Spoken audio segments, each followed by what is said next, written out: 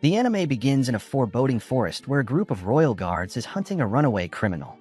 Their captain is dead set on capturing her, but one of his men warns him that this forest is ruled by an evil demon lord, prompting the royal guards to leave for their safety. Meanwhile, Charlotte uses this opportunity to escape and runs deeper into the forest, but the foolish girl doesn't watch her step and falls off a cliff. As she lies helplessly on the ground, Charlotte notices a beautiful mansion in the distance just before losing consciousness. The next morning, the so-called demon lord, Alan Crawford, is reading his morning paper when he senses a disturbance in the forest and decides to investigate. He strolls into the woods, where he spots a pack of monsters gathered in an unusually tense formation. However, to Alan's surprise, lying unconscious in the clearing is a beautiful woman. Just as he picks her up, he senses a hostile presence nearby and instantly teleports behind a royal guard.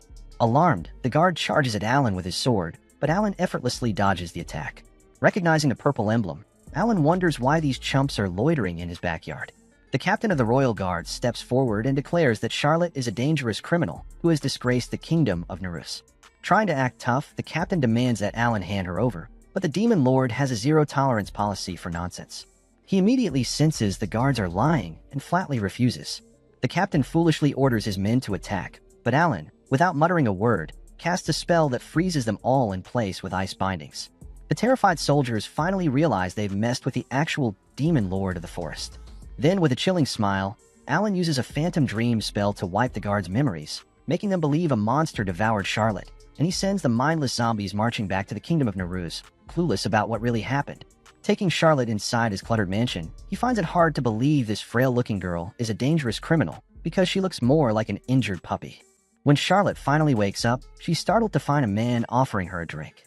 Alan calmly shows her the newspaper, revealing that he knows she's the disgraced fiancée of Prince Cecil of the Kingdom of Nerus. Charlotte quickly insists the story is false, assuming he will turn her in, but Alan casually reveals he has a built-in lie detector and can easily tell she's telling the truth. For the first time in her life, someone actually believes her, and Charlotte breaks down crying. In a flashback, a lavish royal party shows Prince Cecil publicly accusing Charlotte of committing evil deeds against the Kingdom of Nerus. Despite her protests, nobody questions the prince, so she is immediately seized by the royal guards and sentenced to 50 years in prison. After hearing her story, Alan is convinced she was framed because Charlotte is far too dumb to have performed such crimes against her own fiancé. Charlotte thanks Alan for his help but decides to leave, claiming her fugitive status will only cause him more trouble. However, Alan, noticing his house is a complete dumpster, interrupts and offers her a job as a live-in maid.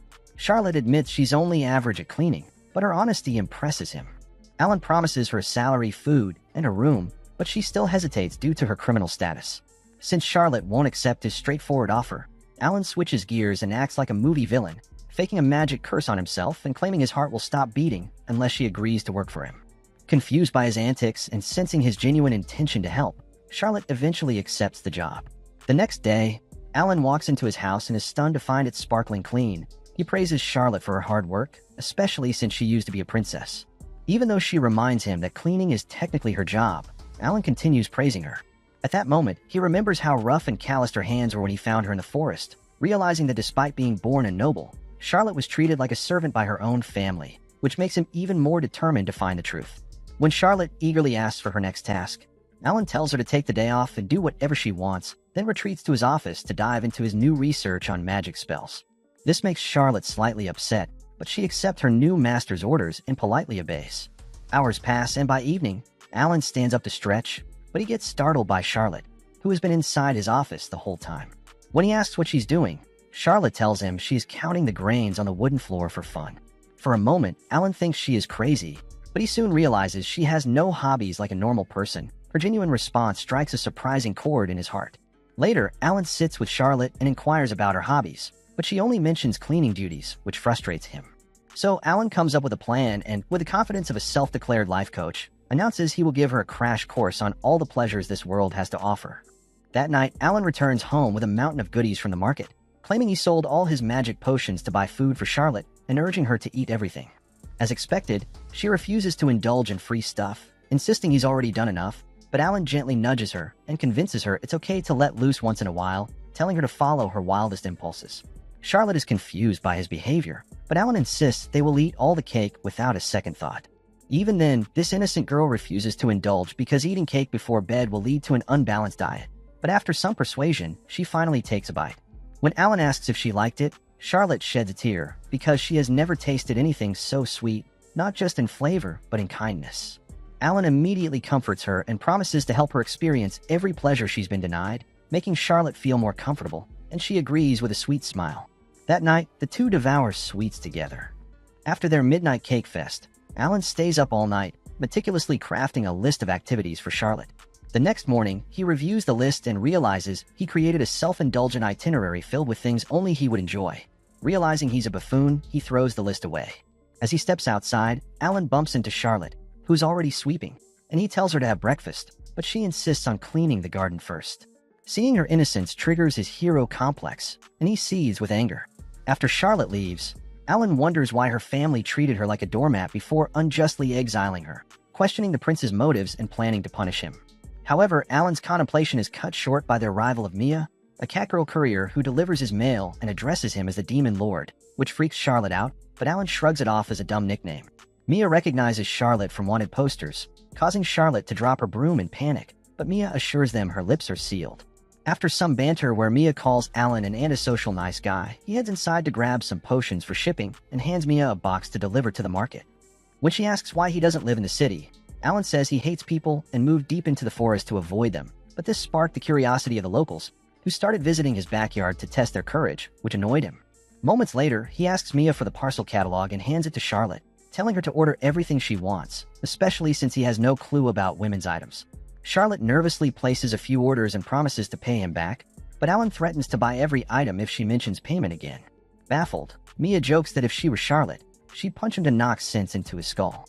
A couple of days later, the ordered items arrive, including a punching bag. When Mia asks what it's for, Alan says it's for Charlotte, then proudly announces it will be her next activity, causing Mia to cringe. Alan tapes a picture of Prince Cecil to the bag and tries to convince Charlotte to let out her frustration, but she hesitates due to her pure heart. Alan reminds her that the prince stripped her of her dignity, but Charlotte stays calm, explaining she was raised by that family and still feels she owes the Nehru's clan for taking her in. Noticing her deep wounds, Alan decides to go full-on psycho mode and tells Charlotte to hit him in the face to let her frustrations out. Both girls are stunned, and Charlotte pulls away, but Alan secretly casts a spell on the boxing gloves, compelling her to punch him against her will. The punch connects with surprising force, sending Alan flying across the room, but he sits up and reassures a horrified Charlotte that he'll never abandon her, and that it's okay to be angry and express her feelings. For a second, Charlotte stares at him like the father she never had, and Alan adds she can say whatever she wants without a filter. Charlotte is furious he got hurt, but he heals himself instantly with magic. Deeply moved, she promises to be more open with her feelings. Later, Alan rips the prince's picture off the bag and tells Mia to return it, claiming Charlotte doesn't need that loser's face anymore. Mia agrees and teases that Charlotte will be the perfect girlfriend for him, leaving them puzzled. Meanwhile, a mysterious girl watches from the forest shadows. The next day, Alan tries to teach Charlotte to have her own opinion by asking if she wants tea or coffee, but being a people pleaser, she says she'll have whatever he's having. However, Alan scares her with a drink that looks like a septic tank, prompting Charlotte to choose tea. He lectures her on the importance of making her own decisions, but she argues that picking a beverage isn't a big deal.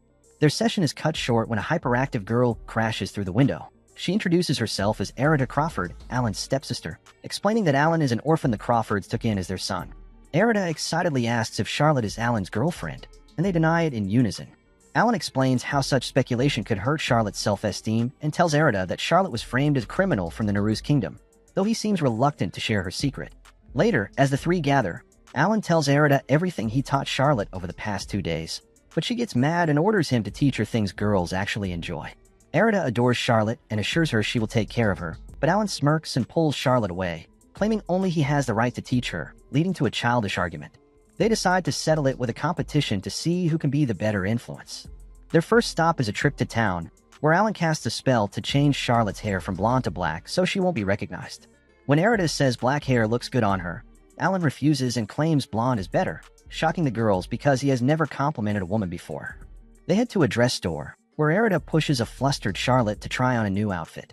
While waiting, Alan zones out, reminiscing about his competitive childhood with Erida, but he is snapped back when she unveils Charlotte in a cute, short yellow dress.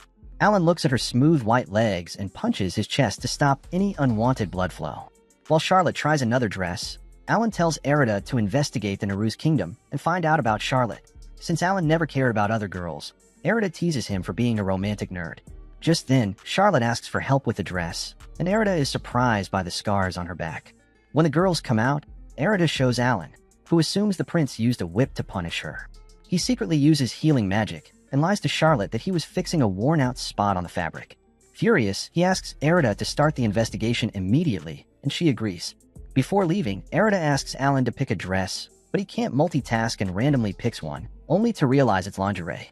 Their shopping spree continues with Alan and Erida arguing over what to buy. Charlotte tells them to stop, but they say it's business as usual. On their way to a jewelry shop, Erida notices a magical wheelchair and excitedly checks it out. Inside the store, Alan picks a hair clip that matches Charlotte's eyes. Just as they're having a moment, thugs bump into Charlotte on purpose and try to start trouble. Alan gets furious but remembers Charlotte doesn't like fighting and tries to settle things peacefully. However, when the thugs misbehave with Charlotte, Alan breaks one's hand without budging. Seeing this, another thug attacks with a magical sword, but Alan intercepts it with his magic. While the town congratulates him, Alan apologizes to Charlotte for fighting, but she holds his hand and assures him she understands his intention to keep her safe.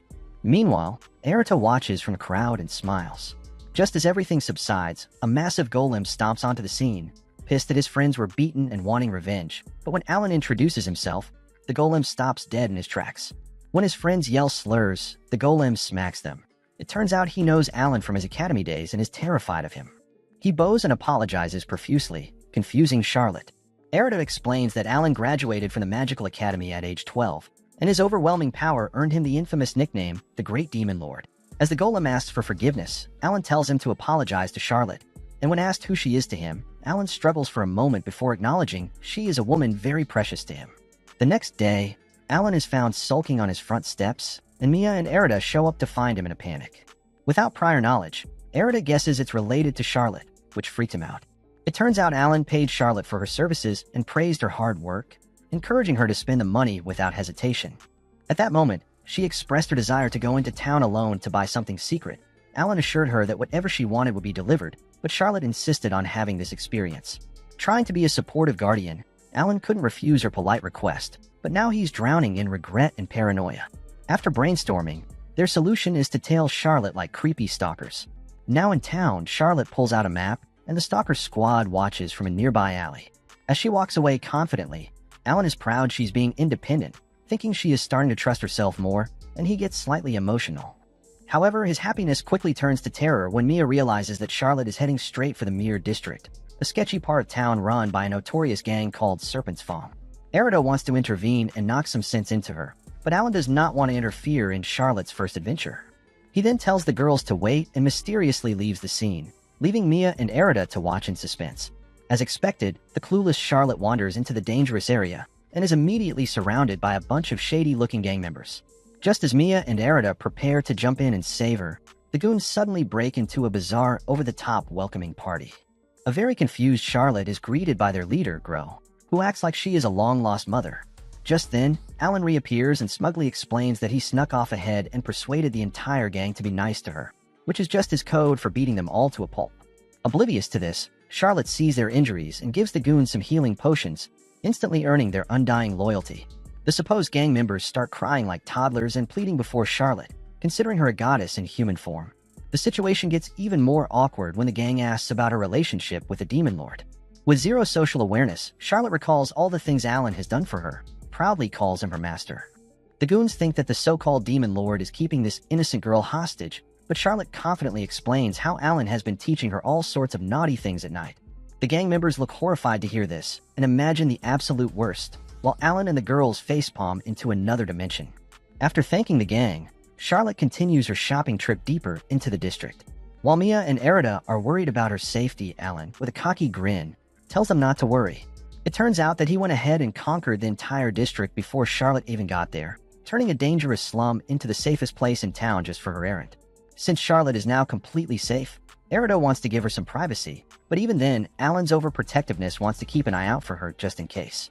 So the annoyingly cheerful Mia steps up and volunteers to follow Charlotte and keep her safe.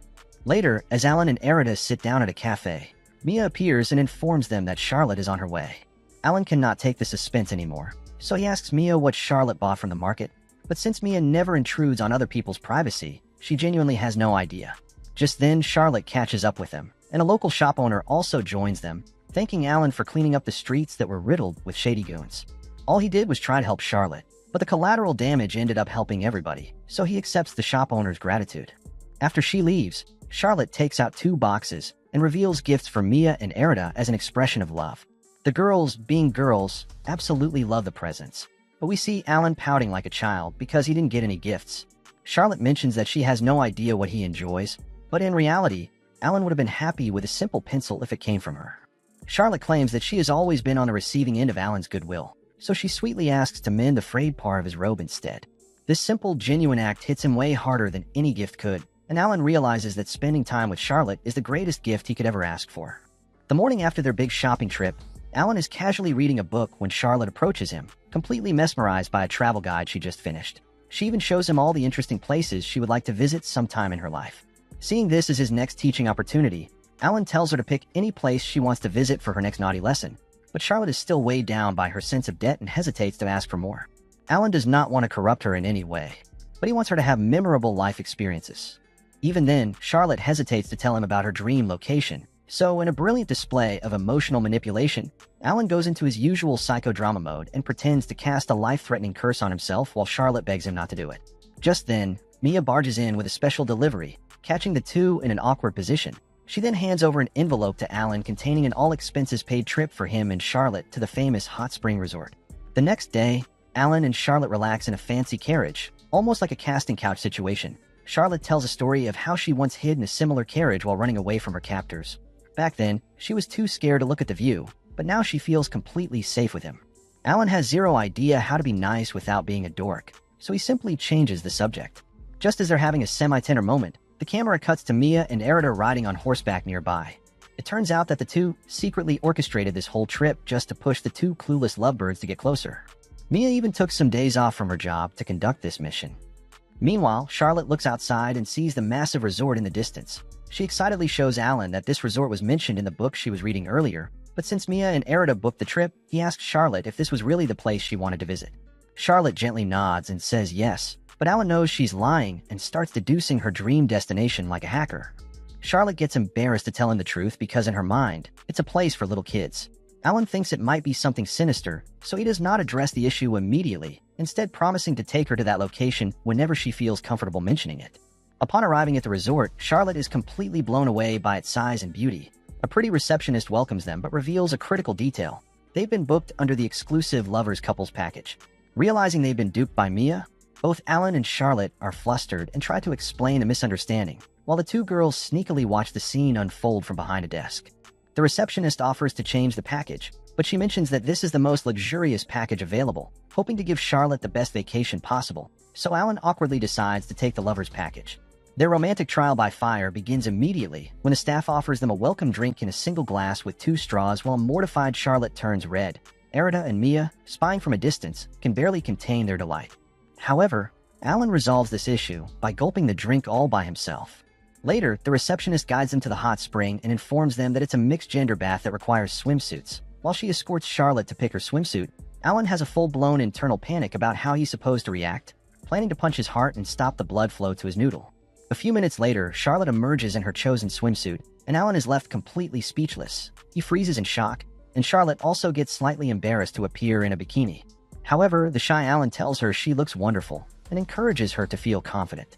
The two have a great time together and end the evening in a hot spring while looking at the setting sun. Mia and Erida are happy that the two have started bonding with each other outside their house. Just then, the receptionist brings over a bowl of ice cream for Charlotte.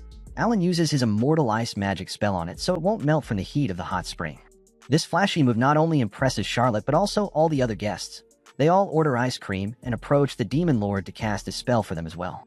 During dinner, the receptionist thanks Alan for his magical powers because the resort's ice cream sales tripled that evening. She wants to return the favor by giving them a free tour of the You-Know-A Magical Zoo, and Charlotte yelps in excitement. Later, the two head to their room, which is extremely spacious and luxurious. However, their next challenge is a single massive bed decorated with heart-shaped pillows. While the tension reaches critical levels, Mia and Erida are on the other side of the wall, hoping to hear some moaning and screaming.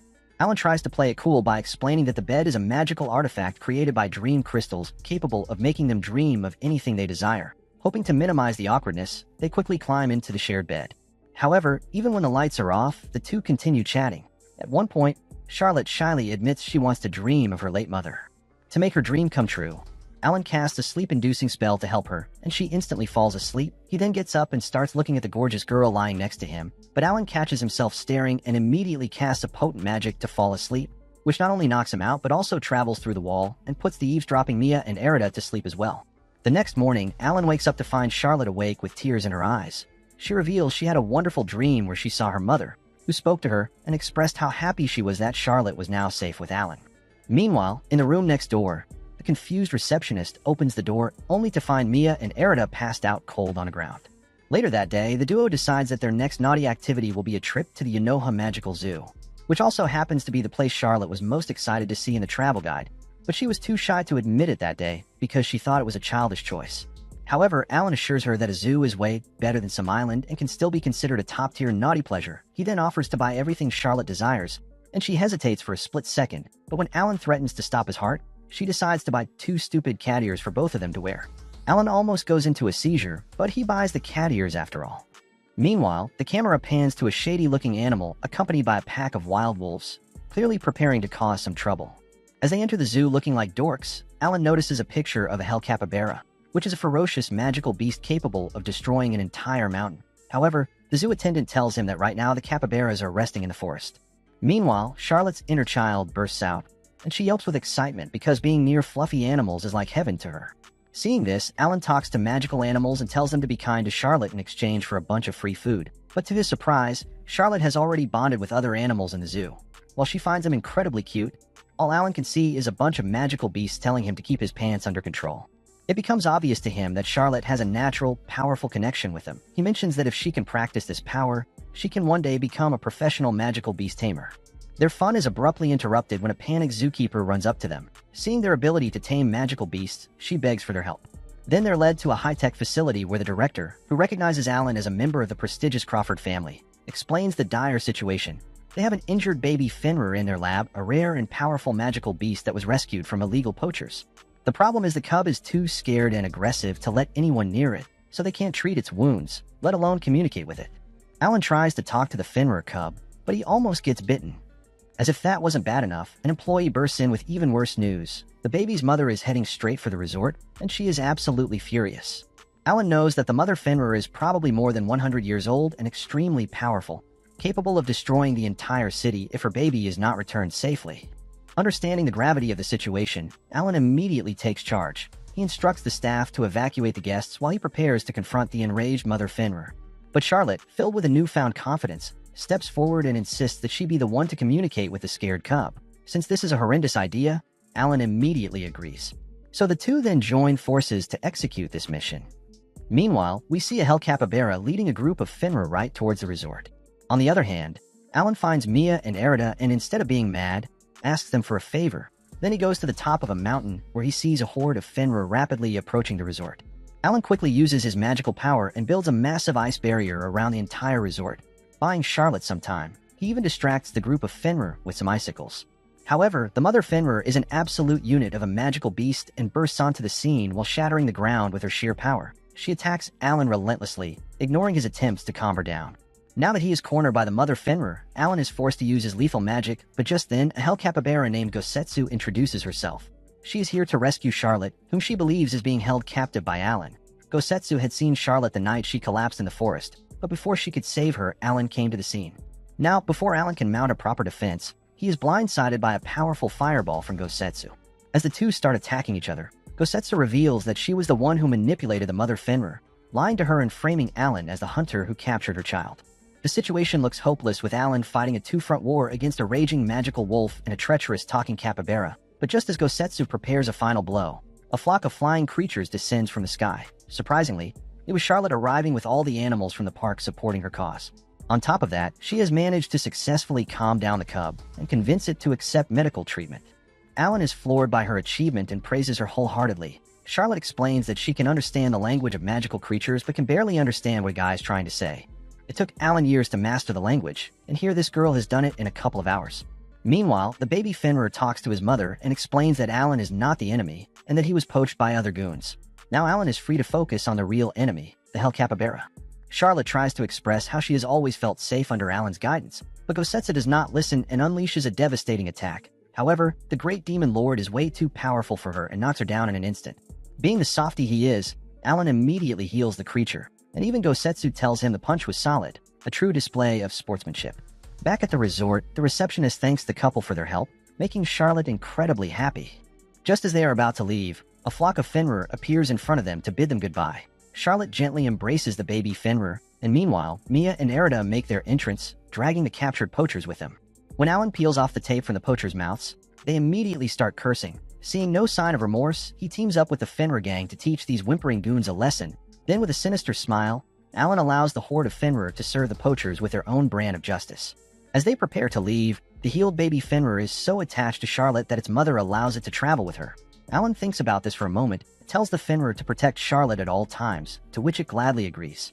At this point, Charlotte feels like she already owes Alan a lot, but he gently tells her that all he wants is to see her happy. He also happily remarks that their family is growing, a comment that makes Charlotte blush deeply. Alan does not realize this, but he has been endearing himself to this innocent girl for months. However, the circus doesn't end there. Gosetsu the Hell Capybara also invites herself to Alan's house to serve as Charlotte's bodyguard. Since he didn't approve of this, Alan gets irritated and yells at her, but it seems like Gosetsu has already made up her mind.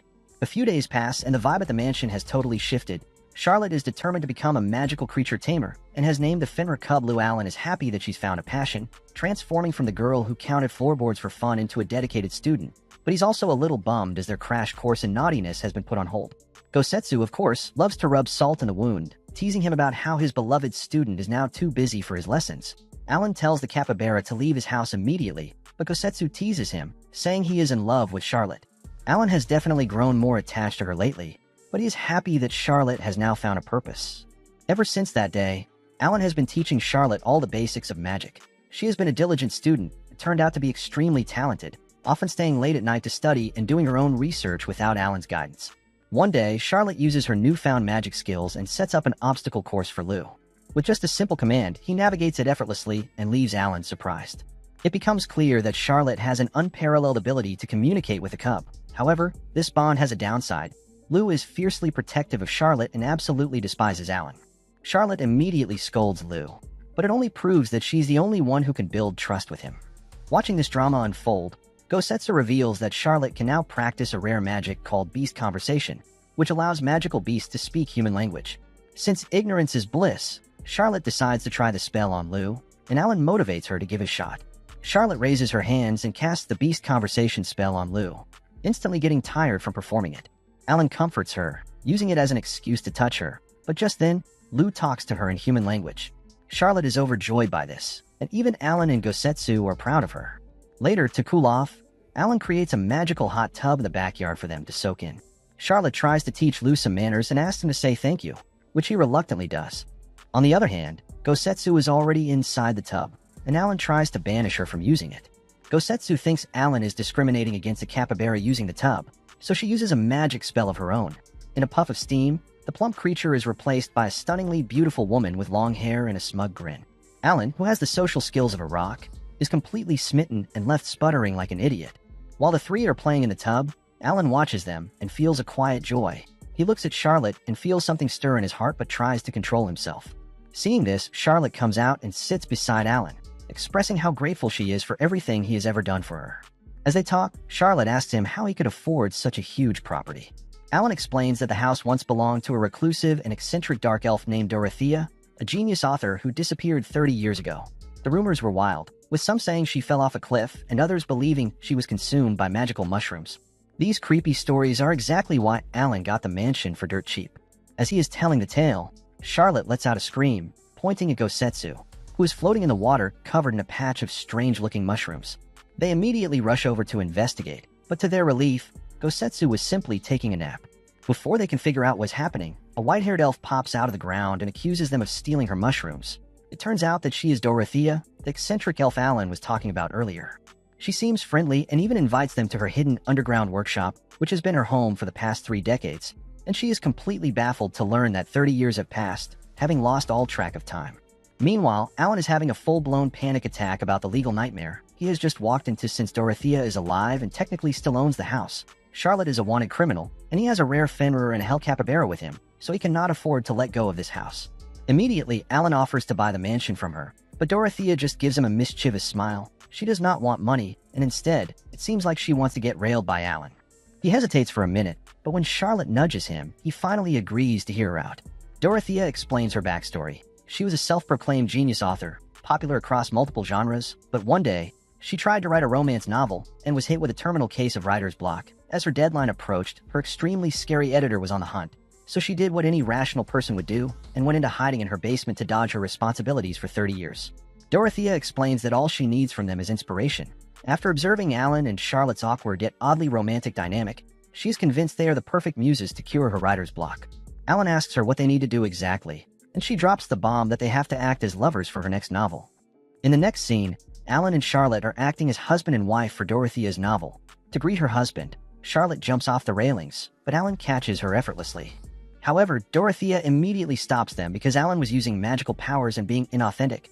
She is now in full-blown director mode, barking orders with the manic energy of a Hollywood tyrant.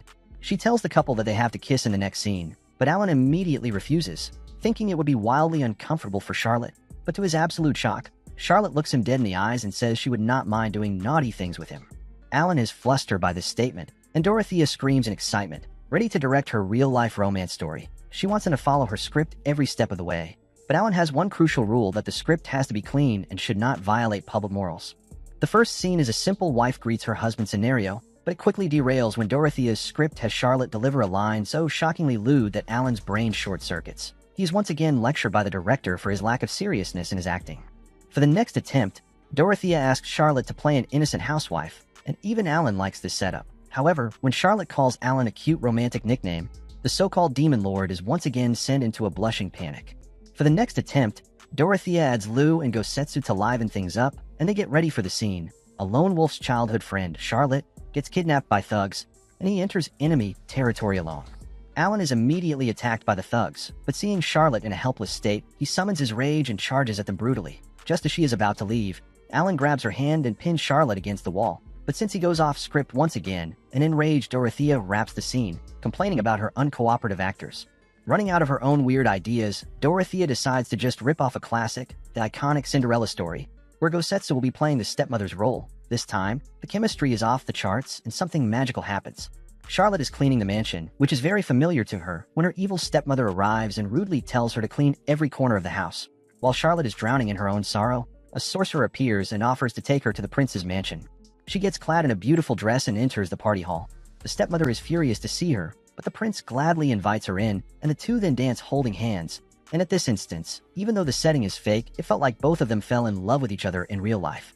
During a water break, Lou dutifully brings a drink to Charlotte but pointedly ignores Alan. But being the sweetheart she is, Charlotte offers to share her water with him, and Alan's mind immediately flashes indirect kiss in giant neon letters. He hesitates for a solid 10 seconds, caught in a full-blown romantic panic before awkwardly declining. Even Dorothea praises Charlotte for her acting but tells Alan to step up his game. It is at this moment that Charlotte has a revelation of her own as she watches him and realizes with a jolt that her eyes have been following him constantly, and her heart flutters in a way it never has before. Finally, it is time for the grand finale, and this time the lines between acting and reality completely dissolve. Alan tells her that they should continue dancing, but Charlotte thinks that a mistress like her does not deserve to dance with a prince.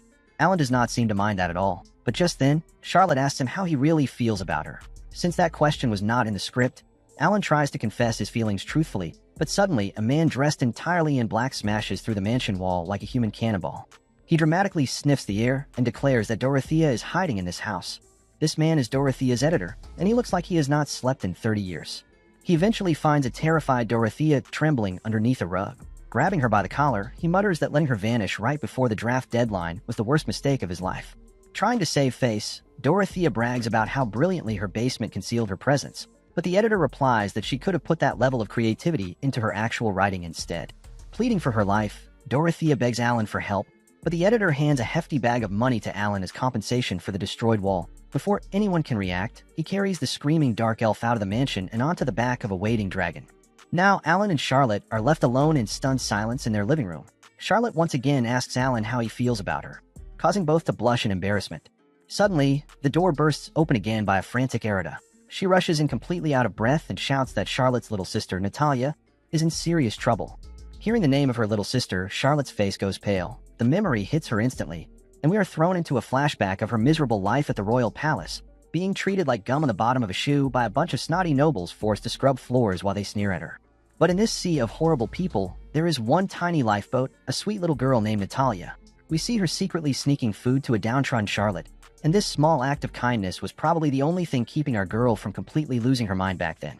Back in the present, a wave of panic washes over Charlotte as she wakes up on a huge cruise ship in the middle of the ocean.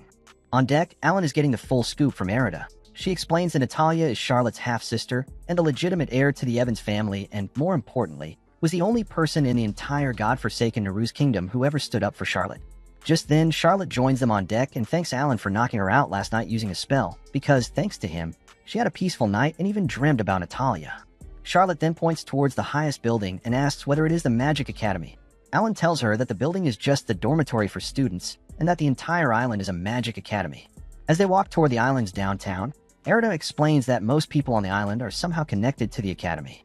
When Alan asks how Natalia managed to leave the Naru's kingdom and come here, Erida tells him to meet his father first. Charlotte, who had no idea about Alan's personal life, starts getting paranoid because she was not prepared to meet his father at all.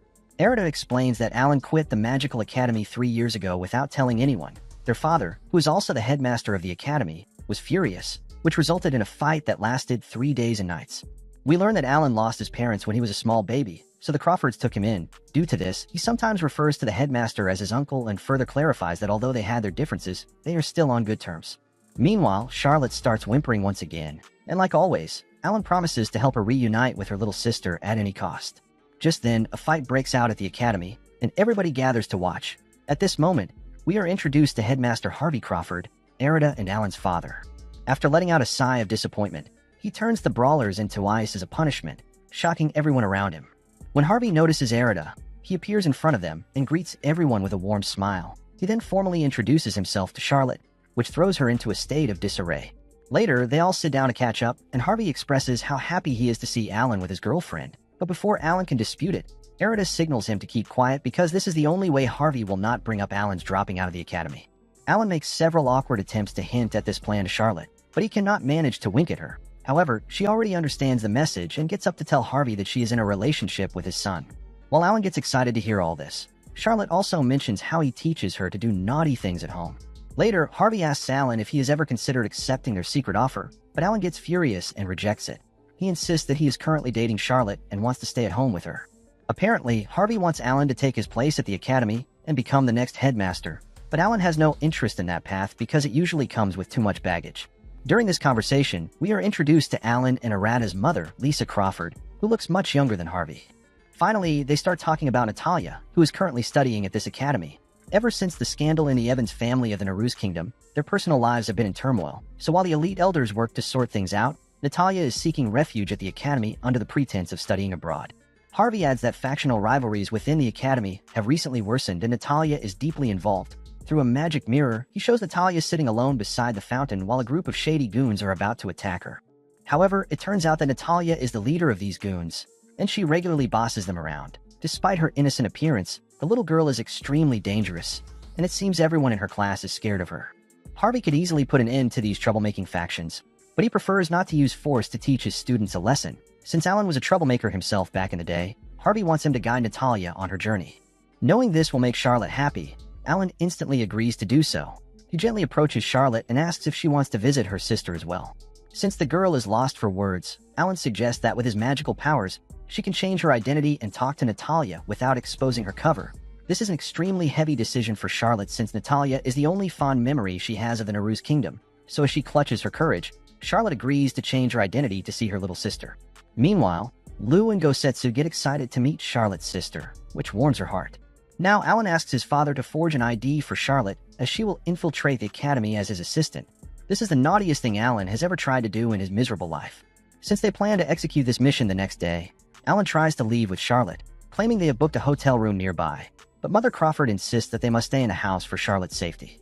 Alan does not want to accept this reason, even though he knows it is true. Later, as they go inside their room, both of them are shocked to find only one bed inside. When Mother Crawford questions Alan about their relationship, he gets mortified and agrees that a single bed is probably the best option for them. After she leaves, Charlotte shyly tells Alan that they must go to bed early because tomorrow is a big day for them, as the two lie in the same bed once again. Alan awkwardly apologizes to Charlotte for making things weird for her, but she shyly tells him that she likes being near him, which further freaks out this nerd.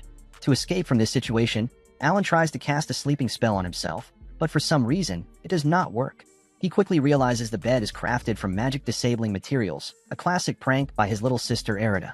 Trapped in the same bed and wide awake, the two closeted lovers start chatting. Charlotte mentions how wonderful his family is and thinks his parents are an ideal couple, which makes Alan imagine a life in which he is actually in a relationship with Charlotte.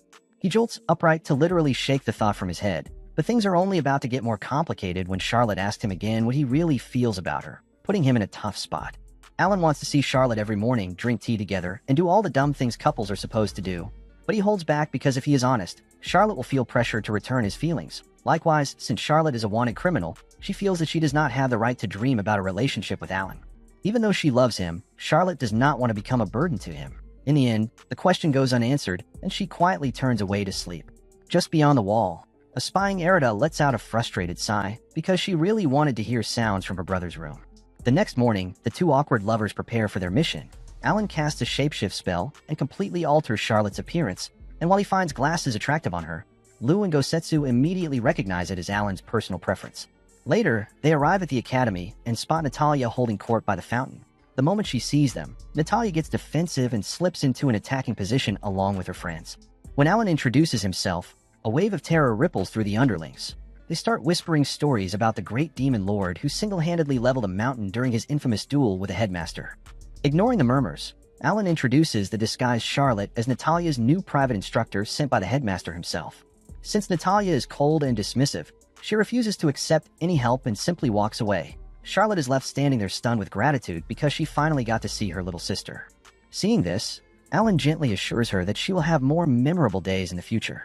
Later, the two follow Natalia to her class, where she casually corrects the professor's formula. Alan and Charlotte are genuinely shocked by her immense magical intellect. To break the ice, Alan asks if Natalia could teach a few magic tricks to his new assistant since she is still learning. At first, Natalia wonders if they are shooting a prank video, but her icy resolve starts melting when she notices the genuine puppy-like enthusiasm on Charlotte's face. Outside, Natalia starts questioning her and asks why she wants to learn magic so badly. Charlotte confesses that she is always protected by Alan, but now she wants to be independent.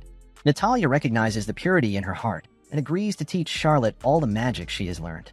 Just then, their moment is interrupted when Lou and Gosetsu casually arrive with lunch. Natalia's jaw practically unhinges at the sight of a Fenrir and a hell capybara acting like well-trained pets. Even the academy students cannot believe what they are seeing. Later, as they eat, Natalia questions why someone who can control magical beasts wants to learn magic from a little kid. Charlotte simply tells her that Lou and Gosetsu are not beasts to be controlled. They are her friends. Then she fusses over Natalia's junk food diet like a true older sister and offers to bring her some healthy salad. Natalia does not understand why Charlotte is so nice to her, so Alan tries to divert the conversation. He talks about the kingdom of Neruz and tries to ask her about the girl in the newspapers, Charlotte. Immediately, Natalia's face turns to stone as she coldly warns the demon lord to never speak that name again.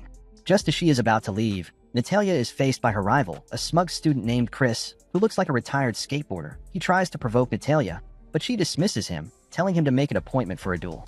As Chris and his friends leave the hall, one of them deliberately shoves Charlotte to the ground and humiliates her. Natalia charges at them and takes down two of the goons with blinding speed. A full-scale brawl is about to explode in the cafeteria, but Alan intervenes, stopping Natalia with a slight tap on her shoulder. He casually tells her to sit back and watch how to actually deal with enemies. Then Alan activates a subspace barrier, trapping Chris and his terrified cronies inside. While this feels like an intense experience, they attack the great demon lord, but Alan knocks them down effortlessly, binding them in magic chains. He then gathers a swirling orb of dark, destructive energy, a spell designed not just to punish but to make them truly repent for laying a hand on Charlotte. But just as he is about to unleash oblivion, a bolt of lightning rips through the air, striking his spell and shattering the barrier. The attack came from Charlotte, who stands there and scolds him for taking things too far. Later in the garden, Charlotte gives the two brawlers a lecture on decency. With no other choice, both Alan and Natalia apologize for their behavior earlier. By this point, Natalia has developed a newfound respect for both of them. As they chat, she and Alan discuss Charlotte's rapid progress with lightning magic and talk about how this girl got so powerful. Seizing the opportunity, Alan plants a bold idea in Natalia's mind. He tells her that with her power, she should not just be a faction leader, she should be aiming to take over the entire academy. The next day, the final team member, Erida, walks into the library. Natalia immediately sizes her up, commenting that she must be a powerful sorceress in her own right. but Erida remains humble and admits she still had a lot to learn from the great demon lord. Now that the team is assembled, Alan lays out his grand strategy for Natalia's hostile takeover of the academy. He says it is not just about being strong. She has to dominate in every field: academics, magical experiments, and public contests to prove she is the undisputed leader in this place. However, the first step is a public beatdown of her main rival, Chris, in a dungeon trial. The objective is simple: retrieve a flag from the deepest level, and Natalia is already fuming with rage, but Alan understands this emotion, so he secretly tells Natalia about a hidden route in the dungeon to help her win the fight. Long story short, Natalia manages to clear the dungeon in a record-breaking 30 minutes. As a result, a deeply humiliated Chris walks away once again. Later, Natalia points to a heavily restricted dungeon, curious about why it is off-limits. Erida explains that the dungeon's boss is a highly agitated creature in the middle of her egg-laying season, making her dangerously unpredictable. Meanwhile, we find out that Alan had assigned Gosetsu as the drill sergeant for Natalia's followers to complete the power-up process. She continuously puts them through a hellish training regimen to ensure the followers can properly support their leader. Since the little girl is hungry, Charlotte accompanies her to the cafeteria while Alan and Erida smile at the two sisters who are finally bonding with each other. That night in the cafeteria, we see a whole new side of Charlotte. She is no longer the annoyingly timid girl counting floorboards, because now she confidently force-feeds Natalia vegetables and nags her about her junk food habits. Just as she finishes a bowl of salad, Charlotte hands her another one. Erida tells Alan how these two have already begun acting like sisters, even though Natalia does not know it yet. Alan reveals that Natalia was extremely rude to him the last time he mentioned Charlotte, so they have to tread carefully around her delicate sister issues. Meanwhile, Natalia does not seem to mind the mothering. In fact, she enjoys Charlotte's company so much that she offers to teach her more advanced magic. Charlotte happily agrees, and they plan to start training early the next morning, but their conversation is cut short when Natalia's followers come running, begging to be taught too. But before she can respond, Gosetsu appears and cracks a whip before sending them back to training again. Later that night, Alan carries an exhausted, half-asleep Natalia to her room, accompanied by Charlotte and her lizard friends. They are all surprised to see how hard Natalia has been studying in her spare time. As Alan gently places her on the bed, his eyes catch sight of a small bag. The creep has zero respect for her privacy, and he tries to see what is inside. But the bag is sealed with a creep repellent spell. Alan is impressed by her magical skills. Just then, one of Natalia's friends explains that the bag is her most precious possession, something she never lets anyone see. Just as the lizard is about to leave, we see Natalia's rival, Chris, overhearing their conversation about the bag's importance. As the little girl sleeps peacefully, Charlotte shares her old memories with Alan, how she used to read stories to Natalia before bed, but now she wants to keep her identity a secret because Natalia never mentioned her family to Charlotte until now. She worries that those memories might reopen old wounds, and it is safer for her to remain anonymous. In a moment of tenderness, Alan gently advises her not to rush. He tells Charlotte that some wounds need time to heal.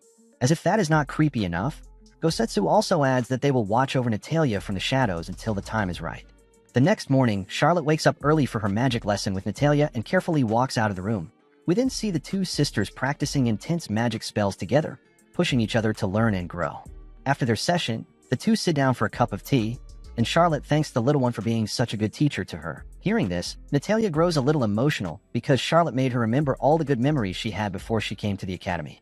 While Charlotte wonders if Natalia is talking about her, the little girl invites her to her room, saying there is something important she wants to show her. But when they arrive, the girls discover the room has been broken into and Natalia's precious bag is missing.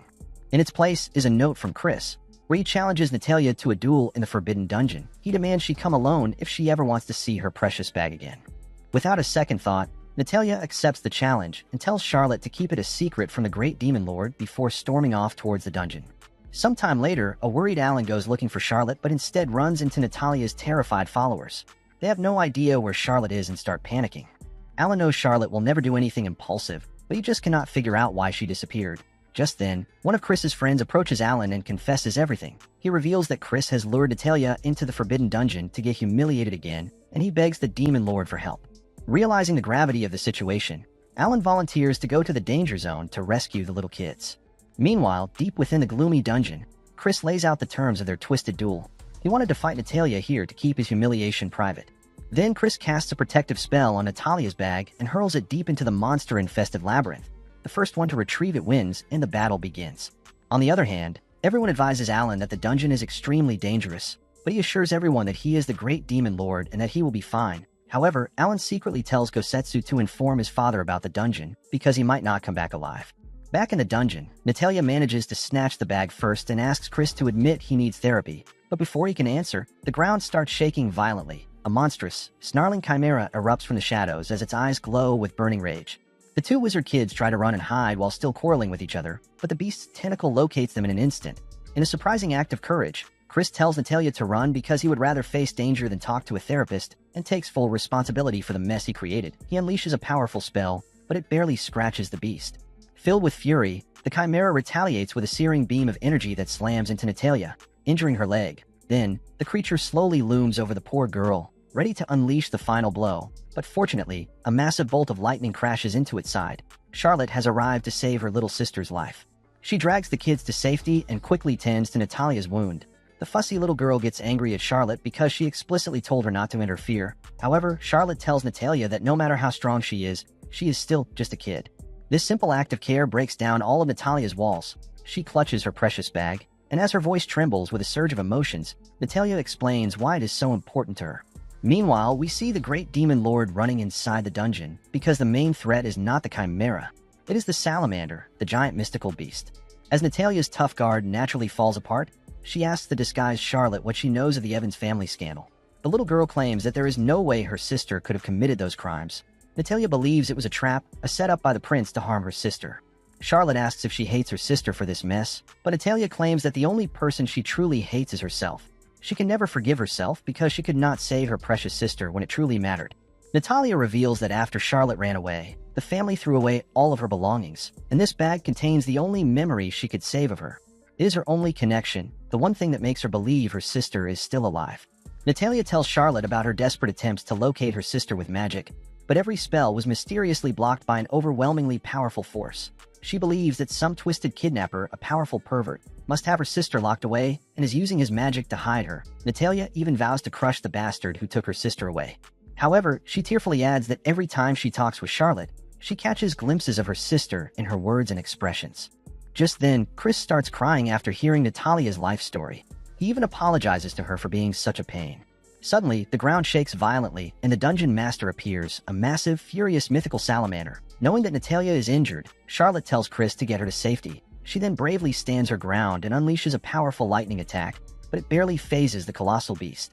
As Charlotte runs away to distract the salamander, it retaliates with a wave of pure fire. The magical backlash is too much for Charlotte, which sends her flying across the dungeon. This attack shatters her shapeshift spell, and her disguise fades, finally revealing her true face. Just when the salamander closes in for the final blow, the great demon lord makes his appearance in front of his girlfriend. For the first time, Natalia and Chris witness the true terrifying power of the great demon lord as the entire area trembles under his might. Meanwhile, inside the academy, his father calmly makes a remark about the battle. To everyone's shock inside the dungeon, the salamander abruptly stops the attack and begins acting differently. Just then, Mother Crawford makes her entrance and informs the kids to be careful from now on. Seeing Natalia and Chris confused, Mother Crawford explains that Alan raised the salamander since it was just a little baby, so now it considers Alan as its father. After the chaos subsides, Chris apologizes to Headmaster Crawford, who generously forgives the little kid.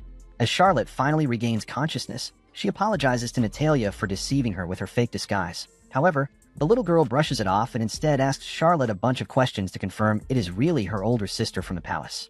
Natalia gets emotional after finally reuniting with her sister and pulls out a book from her precious bag. She wants Charlotte to read her that book one last time, causing both sisters to embrace each other tearfully.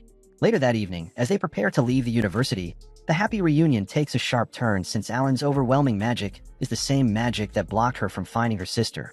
Natalia's grief instantly morphed into protective fury. She accuses Alan of being the twisted pervert who kidnapped her sister. Before he can even explain the situation, Natalia unleashes a barrage of magical spells. The entire university watches in amusement as the great demon lord runs for his life from a tiny little girl. A few days later, back at the mansion, Alan and Charlotte are finally enjoying a moment of peace, but they are once again interrupted by Mia in her usual style. She hands Alan a strange parcel containing a card with a magical circle. As he pours magic into it, a portal rips open in the living room. Suddenly, Natalia emerges from the portal and smacks the demon lord in his face. Erida and Mia smile at this altercation and explain that Natalia wanted to visit her older sister, so they prepared a surprise visit. Then Natalia insists on knowing where Alan is, not knowing she has been stepping on his face the entire time. Alan sternly tells the girls that he is the owner of the house, but Natalia challenges him to a duel. Right before this heated fight, the front door is thrown open by Dorothea, and Alan is once again smacked in the face. She is here to thank them for the inspiration and casually asks if there has been any progress on their romance because her editor is already demanding a sequel. She wants to stay in Alan's house once more, and before he could say anything, everyone gets excited by the mere idea of it. That night, they all sit down for dinner as a chaotic, mismatched, but undeniably happy family. Later, Charlotte wakes up from her sleep and goes to find Alan, her peace during tough times. Seeing Charlotte, Alan decides to try one final naughty thing he has always wanted to try with her at night. However, it turns out to be nothing more than a stupid fireplace as they enjoy a cup of warm tea. The two gaze at the midnight stars above them. Just then, Alan places his hand on top of Charlotte's, and she openly accepts his love. A kiss seems inevitable at this point, but just as their lips are about to meet, Alan stands up and yells for everyone to come out. The entire group sheepishly emerges from their hiding spots, groaning in disappointment that they missed the main event. The story does not end with a quiet confession. Instead, it ends with a loud, loving, and chaotic family Charlotte never knew she had. Her crash course in naughtiness is finally complete. But then we see the prince of the Naru's kingdom ordering his goons to capture Charlotte right away.